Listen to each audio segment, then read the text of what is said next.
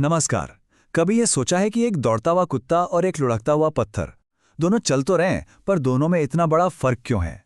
आज हम जीवन के इसी सबसे बड़े रहस्य को समझने वाले हैं। हम जानेंगे उन जैव प्रक्रमों के बारे में जो हर जीव को जिंदा रखते हैं। ये सफर ना सिर्फ दिलचस्प होने वाला है, बल्कि परीक्षा की तैयारी के लिए तो ये बेहद जरूरी है। तो चलिए शुरू करते हैं। तो वही हमारा पहला सवाल, दौड़ता हुआ कुत्ता और लुढ़कता हुआ पत्थर। भाई, हम सब जानते हैं कि कुत्ता जीवित है, पर क्यों? क्योंकि उसके अंदर लगातार हजारों छोटी बड़ी प्रक्रियाएं चल रही हैं। वो सांस ले रहा है, खाने से एनर्जी बना रहा है, अपने शरीर की मरम्मत कर रहा है। पत्थर में ऐसा कुछ भी नहीं होता। यही वो न दिखने वाला काम है जो किसी जीवित को निर्जीव से अलग करता है, और इसी को हम कहते हैं जैव प्रक्रम। ये जैव प्रक्रम एक तरह से हमारे शरीर की 2400 घंटे काम करने वाली मेंटेनेंस टीम है। सोचिए, हम जाग रहे हों, दौड़ रहे हों या फिर गहरी नींद में सो क्यों ना रहे हों, ये टीम कभी नहीं रुकती। ये लगातार शरीर की मरम्मत करती रहती है और उसे चालू रखती है।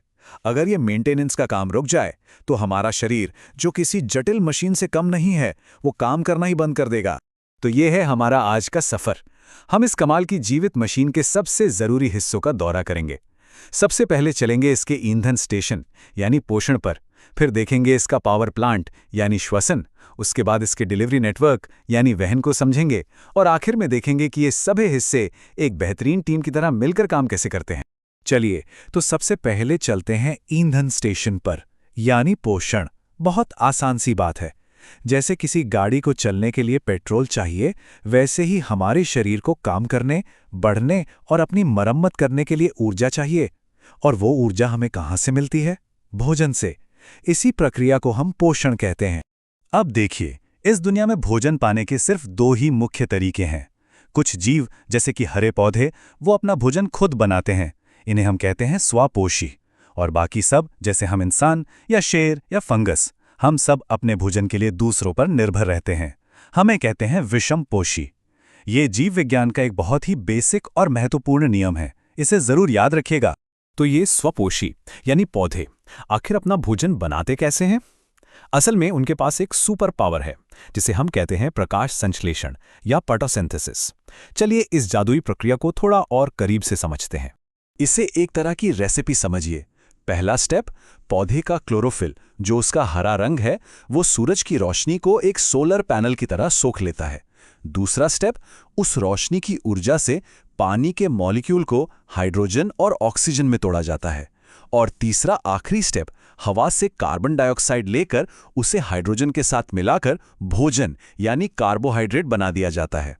कमाल है ना? इसी तरह सूरज की रोशनी घूम फिरकर हमारे खाने की प्लेट तक पहुंचती है। ये पूरी प्रक्रिया पत्ती के अंदर एक छोटे से कारखाने में होती है। क्लोरोप्लास्ट वो मशीनें हैं जहां असल में भोजन बनता है। रंध्र या स्टोमेटा कारखाने के वो छोटे छोटे दरवाजे हैं जिनसे कार्बन डाइऑक्साइड अंदर आती है और ऑक्सीजन बाहर जाती है। और इन दरवाजों पर गार्ड्स भी तैनात हैं, जिन्हें द्वार कोशिकाएं कहते हैं, जो तय करती हैं कि दरवाजा कब खुलेगा और कब बंद होगा। पौधों की बात हो गई, अब अपनी बात करते हैं।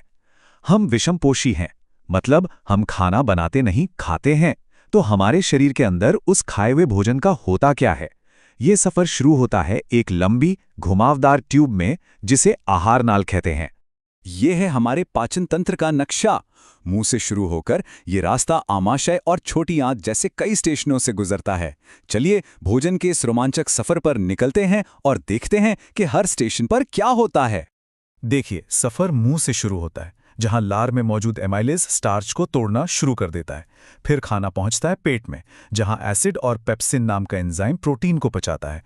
लेकिन असली एक्शन तो छोटी आंत में होता है, जहां लिवर और पैंक्रियाज से आए शक्तिशाली एंजाइम बचे खुचे कार्बोहाइड्रेट, प्रोटीन और फैट सबको पचा डालते हैं।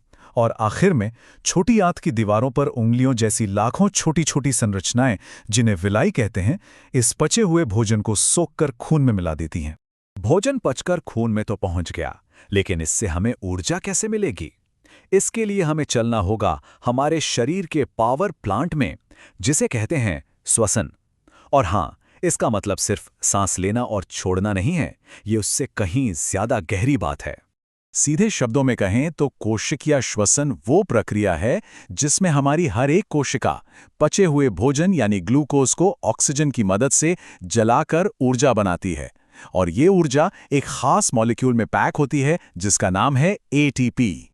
अब देखिए, ऊर्जा बनाने के भी अलग अलग रास्ते हैं और ये इस बात पर निर्भर करता है कि ऑक्सीजन है या नहीं। जब भरपूर ऑक्सीजन होती है तो वायवीय श्वसन होता है और ढेर सारी ऊर्जा बनती है। लेकिन जब हम बहुत तेज दौड़ते हैं तो हमारी मांसपेशियों को पूरी ऑक्सीजन नहीं मिल पाती। तब वे बिना ऑक्सीजन के यानी अवायवीय श्वसन से ऊर्जा बनाती हैं, जिससे लैक्टिक एसिड बनता है। और हाँ, यही लैक्टिक एसिड हमारी मांसपेशियों में होने वाले दर्द या ऐंठन की असली वजह है। और ऑक्सीजन हमारे लिए कितनी जरूरी है, इसका अंदाजा इस बात से लगाइए। अगर हमारे खून में हीमोग्लोबिन नाम की ऑक्सीजन टैक्सी न होती तो ऑक्सीजन के एक मॉलिक्यूल को फेफड़ों से हमारे पैर के अंगूठे तक पहुंचने में पूरे 3 साल लग जाते।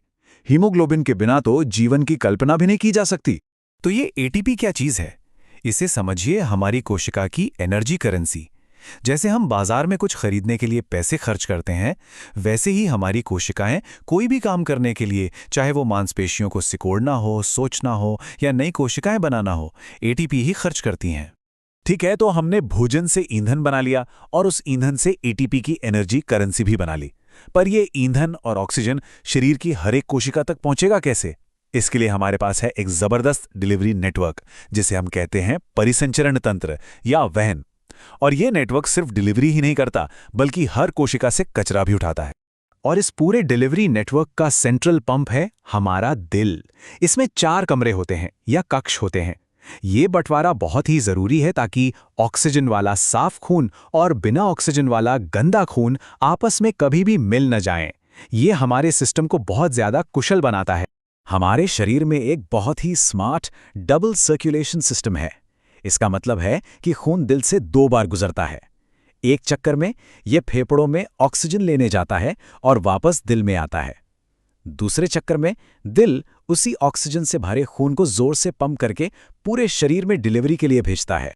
इस नेटवर्क की पाइपलाइनें हैं धमनियां और शिराएं। धमनियां खून को दिल से दूर ले जाती हैं, इसलिए दिल के पंप का तेज प्रेशर झेलने के लिए इनकी दीवारें मोटी और मजबूत होती हैं। वहीं शिराएं खून को वापस दिल तक लाती हैं। इनमें प्रेशर कम होता है, इसलिए इनकी दीवारें पतली होती हैं और इनमें वॉल्व लगे होते हैं ताकि खून गलत दिशा में मतलब वापस ना बह जाए। तो जैसा कि हमने देखा, इनमें से कोई भी प्रक्रिया अकेले काम नहीं करती। पोषण, श्वसन, वहन, ये सब एक दूसरे से गहराई से जुड़े हुए हैं, एक परफेक्ट टीम की तरह। तो पूरी कहानी का सार क्या है? पोषण से हमें मिला ईंधन यानी ग्लूकोज। श्वसन ने उस ईंधन को जलाकर बनाई एनर्जी करेंसी यानी एटीपी। और वहन ने इस ईंधन और ऑक्सीजन को हर कोशिका तक पहुंचाया और वहां बने कचरे को बाहर निकाला। ये सभी सिस्टम जब एक साथ मिलकर काम करते हैं तभी जीवन संभव होता है। इसका मतलब ये है कि जीवन कोई स्थिर चीज नहीं है। ये मॉलिक्यूलर लेवल पर लगातार गति, मरम्मत और मेंटेनेंस की एक प्रक्रिया है। जीवित रहने के लिए हमारे शरीर को हर पल अपनी इस व्यवस्था को बनाए रखने के लिए ऊर्जा खर्च करनी पड़ती है।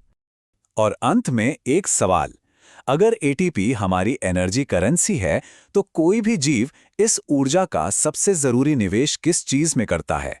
अपनी वृद्धि में, अपनी मरम्मत में या फिर अपनी अगली पीढ़ी को बनाने में? इस पर जरूर सोचिएगा।